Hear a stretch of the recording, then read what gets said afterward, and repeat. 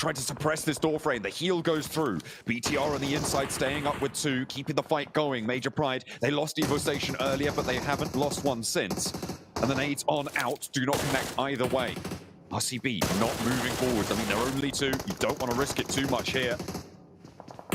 Even if there is that biscuit at stake, Elementrix finally connects that spray down towards the backlines. The shotgun shells for Satar, trying to keep BTR alive, but it's not going to work. Major Pride hold their compound. Yeah, Major Pride need a big resurgence today. They want to claim any kind of spots that they held from the previous group stage into the survival stage, which looked good, but here in Last Chance, they have faltered in a big way. Cilio struggling to make it out of Confluence compound, but D+ are around this area. Falcons also, who have taken fair few knocks here, actually. Bit of a struggle. I think that's versus IWNRX, but I believe the Falcons should be able to clean this out. You'd hope so. We managed to make that landfall. I mean, this is, again, one of those river crossings. The Falcons from boot camp, taking that route across the water, trying to get all the way through, managing to do so successfully, where RCB couldn't. And getting onto this cliffside, really nice and profitable now, because they can move to this compound that nobody currently sits in further inland. I'm kind of surprised that there's no one here. I mean, Loop sent all the way up to the top of the mountain, in between the Vicious. Nobody from the Trifecta has crossed over yet. Yeah, it's a tough crossing. Very, very tough crossing. There were so many sidelines up towards that western side. Very difficult. I genuinely am very impressed by Falcons this game because it was a really good adjustment. I think they're one of the few teams here that have made adjustments on their gameplay coming in through from yesterday. They really analyzed that. And again, this is something that RCB did not do. It's the complete opposite scenario. The nades could start to roll down. 77, they're giving it a good fight, but look at the angles that the Vicious hold against them. Limbo Boom up into the blue. Shifu as well behind the tree. Diminor suppressed by that backstop angle as Mir and Sejong, they try and make their dash up as well. Spray on the open broadside, but Reyes is into the blue. David finds the shot to Seiwu, the shutdown as well. And the knocks come through thick and fast. Mir and Sejong take the tumble. I get it. I don't like it. It's full broadside as well. I can somewhat understand why they try and go for this rotate, considering the fact that they heard the fighting from Vicious coming through. They assumed that the attention was looking to move on in as well from that northern side after their hot drop. They've only got Lamborghini left now. The crossing not so successful. And the Vicious, despite having the high ground for so long, have been pushed aside. Yeah, I think the Vicious lose closer to Major Pride as Shifu does finally go down. I mean, that I felt like that push was long to be shut down. Oh dear. Oh no, blank. Why did I have to say anything? Goodness me. Doc taken down on the off angle. There he goes. And it's the Vicious to do. Really quite something to marvel at. The west side though, and Cilio still have a chance to fight back. Getting rid of Voin Donkey ID, going down on 2 elims. The double lineup spray down there for Falcons. That's going to put 2 more eliminations on their tally. With 12 points found so far, 6 teams remaining. How many more placements can they get? 2 players from 4MV over the hill. The Vicious are going to chime in towards RCB. And Kimmers cannot stand up to it. The high ground still so dominant on this angle. A very wide split, 1-on-1 for the Vicious on the top side, but it's going to work out. They're not taking too much flack. It's very likely that Falcons at least picks themselves up a second place here, and we're starting the game on 43 points with 13 eliminations already. It is a wild result from Falcons. And again, a lovely adjustment from that team. We heard from the start of the day saying they were confident coming into this one and the boys were going to make it work. I am very happy with what I've seen so far. And again, that one adjustment, that one-time adjustment that you need to make to have a better game at the start of the day here could be the difference between getting into a top 6 and not. Like getting a huge match. I said this earlier that Sandhawk does open up the floodgates for huge elimination games, and Falcons at 21 minutes being on 13 eliminations bold so well, and with this circle it's even better. Oh my goodness me, the Falcons onto an Ascension game. Loxy goes down next. And 4MV, they're giving it a good go as well. A chance to put numbers back up on the board. A mild elimination count, but they are now up into the top 4. Loops were able to sail on into a winning compound position, but they've only got one elim blank. And going down here would be disastrous considering the position that they held. And it seems all but inevitable that the Falcons are going to take this one away from them. 9 elims for the Vicious. Successful campaign towards the top of the tables, but the Falcons are here to play. And top spots Nino. Gets the flush as well. Around the edge of the rocks, Diminor looking for that sneaky little angle there. From the top, how much further can they go? Apex breaks out wide, forced out by the nade. Contact with Icy, wins out the trade. A nade goes long, not on the weapon swap, but Falcons lose a player. That could be the opening the Vicious need. Falcons are on 17 eliminations.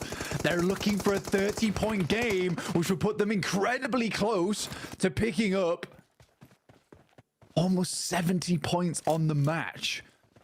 Not 70 points on this game, but 70 points total. The Vicious, though, could get this res going through. And Falcons, how likely is it for them to live all the way through here? They were assaulted from both sides. Apex really putting a stunt in their ascension here, as you called it. Who has the middle? I think it is the Vicious, actually.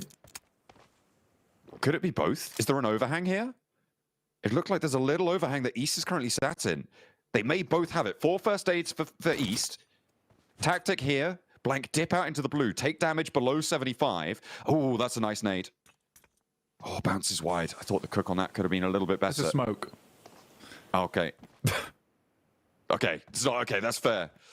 But that's going to stop him from peeking out wide, so he cannot dip too far out. Drop down. David goes low. Trying to pop the DBS shot. Goes wide with 1, 2, and the third spray down. 17. Elim. 18 elims. Diminor now on the top. Need to be timely on these first aids. And Diminor has the middle. This should be the Vicious.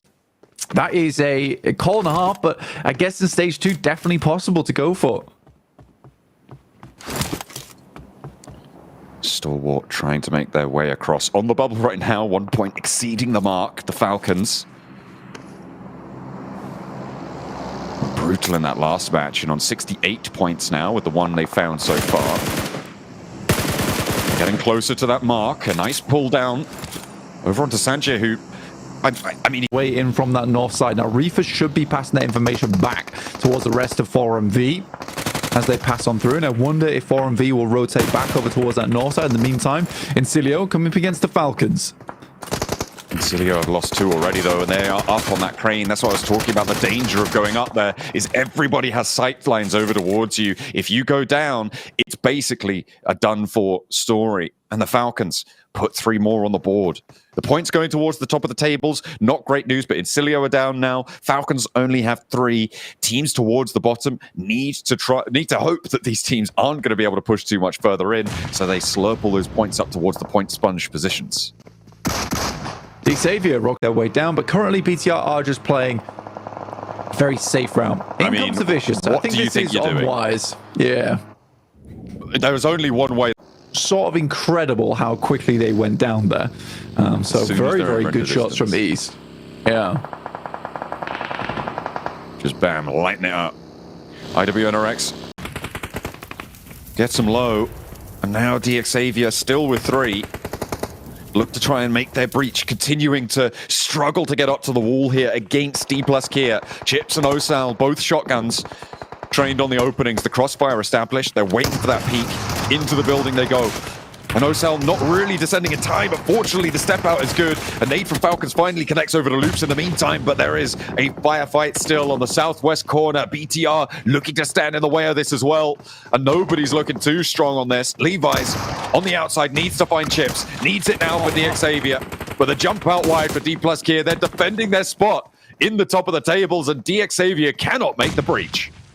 A pretty sick maneuver there from Chips, honestly. The jump past the window whilst getting a shot off and doing damage onto Lambic. North position. They have control over IWNRX. Is this the game that they make that break? They got a few more eliminations. Get themselves a chicken dinner. Set themselves up towards challenging for that 5th and 6th place match. Spot in the tables. Going into the latter parts of today. Smoke's going out as we hit stage 9. 5 teams alive, 13 players with only 2 minutes to play.